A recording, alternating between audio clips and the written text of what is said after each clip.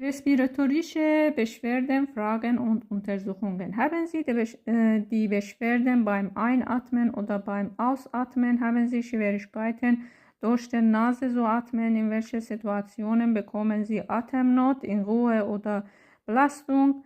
Wie viele Treppenstufen können Sie steigen? Wachen Sie nachts auf, weil Sie Atemnot bekommen? Gibt es etwas, die Atemnot lindert oder verstärkt? Gibt es einen bestimmten Auslöser für Atemnot? Seit wann haben Sie Husten? Haben Sie beim Husten Schmerzen in der Brust?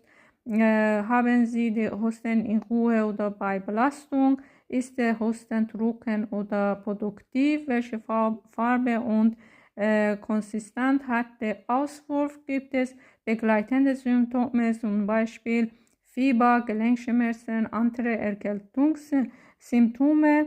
Ist noch jemand in Ihrer Familie aktuell krank? Seit wann haben Sie die Brustschmerzen? Wo sind die Schmerzen genau? Und welche Charakter haben die Schmerzen? Zum Beispiel Stressen. Gibt es einen bestimmten Auslöser für die Schmerzen? Wie schlafen Sie? Und haben Sie Herzklopfen? Haben Sie schon Schmerzmittel genommen? Leiden Sie unter Sodbrennen, Übelkeit und Schwindel? Sind Kaltschweiß? Haben Sie andere Probleme? Und leiden Sie an chronischen Erkrankungen und Nüchsen? Rauchen Sie? Wie viel Zigarette rauchen Sie? Haben Sie andere Krankheiten, zum Beispiel Sarkoidose, COPD, Asthma? Nehmen Sie Medikamente ein.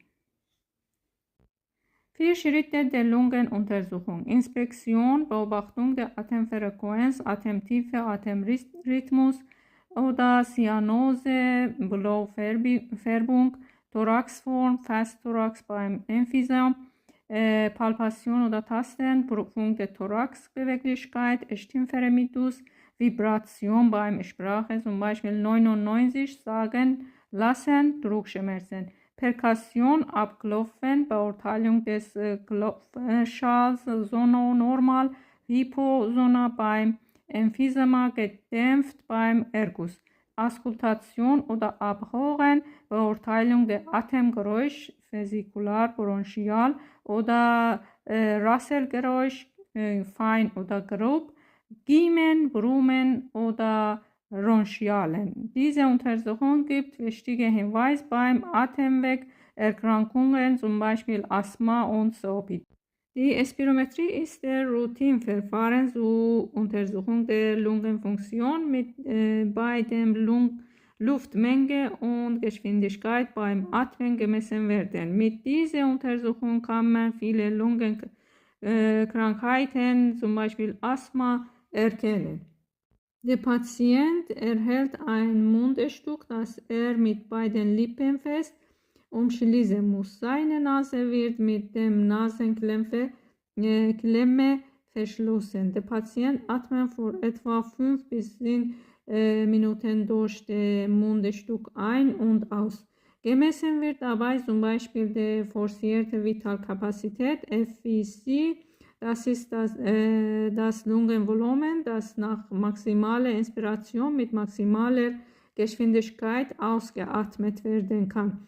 Am wichtigsten für die Diagnostik ist aber die sogenannte 1-Sekunde-Kapazität oder FIV1, bei der das ausgeatmete Volumen innerhalb der ersten Sekunde bestimmt wird.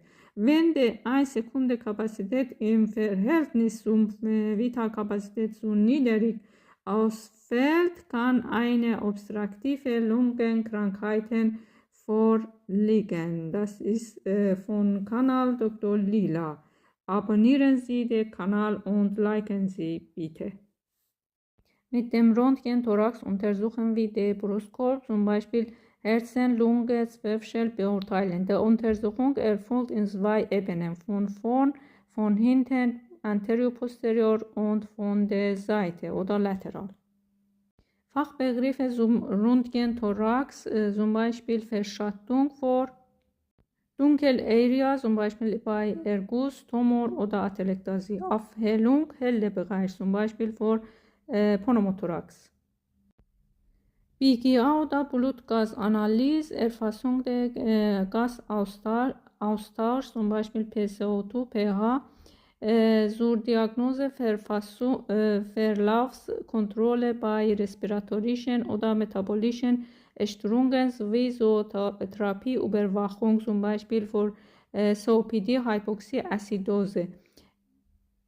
Procalcitonin Marker zur Differenziert zwischen bakteriellen und viralen Infektionen. Computertomographie des Thorax liefert Querschnittbilder der Brustkorb. Sie dient zur Beurteilung von Lungen, Parenchyma, Pleura, Mediastinum und Knochenstrukturen. Sie ist besonders hilfreich bei unklaren pulmonalen Prozessen wie zum Beispiel Tumoren, Infektionen und Intestinalerkrankungen. HRCT, High Resolution CT, speziell für das CT mit hoher Auflösung für die detaillierte Darstellung der Lungengewebe, typisch bei Verdacht auf interstitiale Lungenerkrankungen, zum Beispiel Lungenfibrose, Sarkoidose. MRT wird seltener eingesetzt, gut geeignet zur Beurteilung von Weichteilstrukturen, Mediastinaltumoren, Gefäßen, Aneurysmen, Pulmonararterien, Herzstrukturen, zum Beispiel Kardiomyopathie. Bodyplethysmographie erweitert der Lungenfunktion Diagnostiktest misst zusätzlich zur Spirometrie des totalen Lungenvolumen TLC und RV. Ergometrie Belastungstest zur Beurteilung der körperlichen Leistungsfähigkeit und kardiopulmonaren Reserve beim Lungenpatienten zur Feststellung der Belastung, Dyspnoe und O2-Bedarf unter Belastung. Manchmal Lungenbiopsien mit Operation für Tumoren erforderlich ist.